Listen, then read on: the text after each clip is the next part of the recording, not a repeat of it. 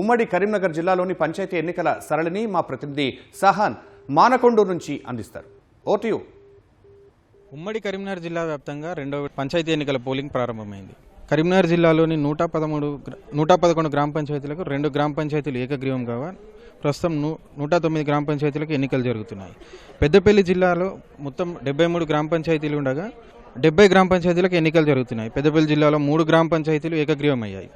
సిరిసిల్ల జిల్లాలోని 88 గ్రామ పంచాయతీలు రెండో విడతలో పోలింగ్ జరుగుతుండగా ఇప్పటికే అందులోని 11 గ్రామ పంచాయతీలు ఏకగ్రీవం అయ్యాయి.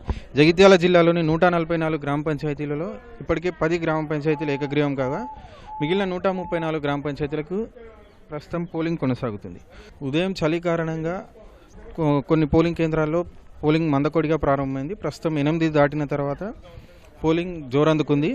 కరీంనగర్ జిల్లాలోని చిగురుమామిడి, గన్నేరువరం, మానకొండూరు, శంకరపట్నం, తిమ్మాపూర్ మండలాల్లో ప్రస్తుతం పోలింగ్ కొనసాగుతుంది. గత ఎన్నికలలో జరిగిన ఘటనల దృష్ట్యా సమస్యాత్మక పోలింగ్ కేంద్రాలుగా కొన్ని పోలింగ్ కేంద్రాలను అధికారులు గుర్తించారు. అక్కడ కట్టుదిట్టమైన భద్రతా చర్యలు చేపట్టారు.